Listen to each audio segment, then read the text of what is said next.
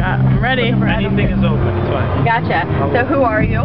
Me? They might not know. I'm Andy Williams from Every Time I Die. I'm Megg Albizo from store 382. Albizo? Albizo. What is that? It's a Spanish, actually. What descent are you? Williams? Yeah. American. No, I don't. Wales? Welsh? Welsh, maybe? I think that's what I am. Welsh. Nice. Welsh. Cool. So what's going on with ETID lately? Nothing really. Nothing else. Do you guys have a new album, hopefully? No, we're touring. Do you like my face for this? I'm like, please. We're literally on tour right now. You are crazy. Why are you wearing a skirt? I always wear a skirt. It is too Especially you cold. should ask why is she wearing a Lakers jersey. Don't ask that question. Okay. Oh. Don't ask Anyway. the question. Yeah, well, we're on tour right now with the Bronx and Stick to Your Guns. After this tour, we're like, well, basically right now we don't have a label. We're in like cahoots with like 3 or 4 labels right now that we're talking to, and something's gonna get worked out. As soon as the tour is done, we start writing, we start recording for a new CD in like late spring, and then hopefully by late summer, early fall, the new record will be out. You know, what can we expect from ETID from this one? I don't know. I guess just basically like, I mean, you're gonna get the same thing. Obviously, it's not like we're gonna take like a drastic turn in any direction or whatever like that. But I think it's like a more conscious decision on all of our parts to like get a little more technical than we have been in the last couple of years.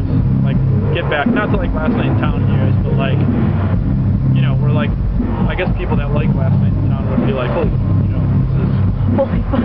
this is awesome. You know what I mean? Like that, and that hasn't happened in a long time. I mean, I think those kids like the new stuff, but I think as a whole, they're still waiting for that to happen again. I guess. The next big moment. Yeah.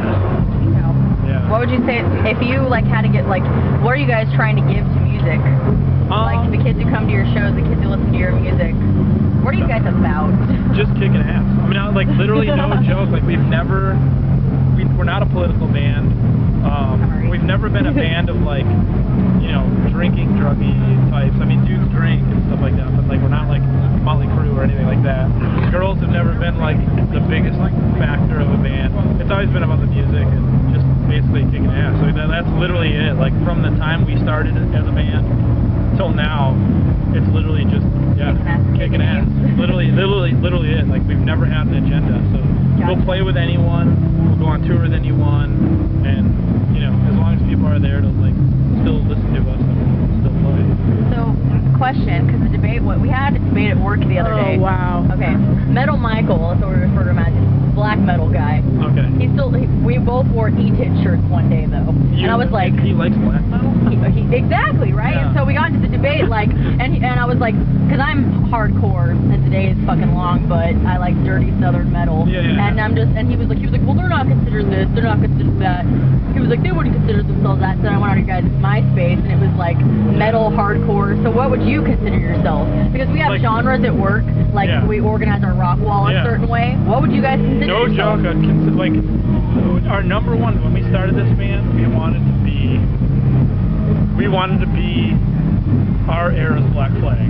Like, since the beginning, everyone's like, oh, they're a metal band, oh, they're a rock band, blah, blah, blah. It's literally, like, we've always been about punk music. And, like, it just went over everyone's head. And they're like, oh, they're a metal band, you know, and, like, we never wanted to be a metal band. We never wanted to be a rock band. We wanted to be a punk rock band that just went out and played with anyone. I mean, we could, like, literally play with anyone. If you go back and listen to old Black Flag records, those dudes could have toured with Slayer, and they could have toured with AC/DC. It was just like that. And that's literally, when we started the band, we really wanted to be like Black Flag, where it was, you know, don't really categorize yourself in anything, and just be Every Time I Die. Or, you know, they were Black Flag.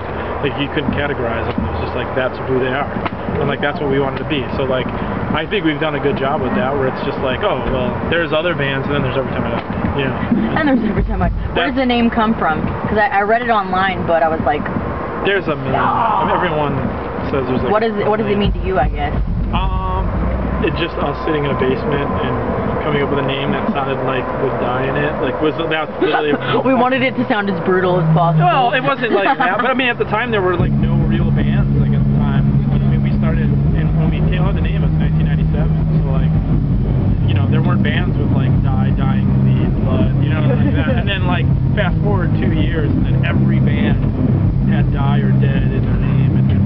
like it was like, oh, Where Every Time I Die. Oh, Azalea Die? No, Where Every Time I Die. Okay, Azalea Die? No, Where Every Time I Die. And you have to like, you have to go, just every single time we'd go somewhere and there would be someone they would think you were Azalea Dying or Dead to Fall or like, bands like that. Which there's nothing wrong with any of those bands. It's just like we all have dumb names. So like we all have dumb names. That's literally it. Like we all pick stupid generic names.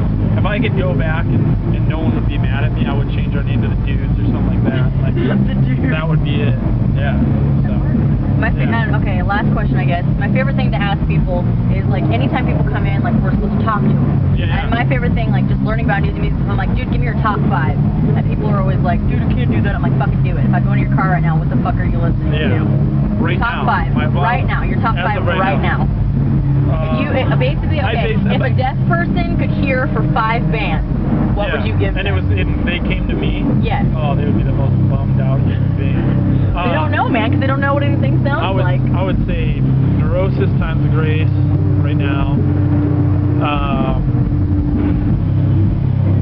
There's this weird band from PA that I was really into when I was a kid called Dissolve, and they came out with this record that was supposed to be on this record label. The record label went under. It's called Caveman of the Future. I listen to it all the time, and it never came out. It was supposed to come out in like 2002. It never came out, and I have a copy of it. I don't know how I got it. Yeah. So I put that in there. I'm real hip on this band called Clove and Dagger right now from Richmond. They're like a punk band.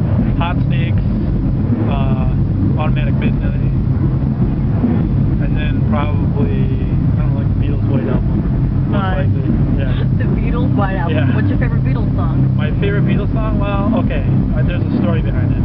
My dad didn't have the balls to propose to my mom, so he sang her Something by the Beatles. That's always been my favorite song because I probably wouldn't be here if he didn't sing that song. So that's my go-to answer. There's a whole bunch of, but I mean, like, there isn't a bad Beatles song.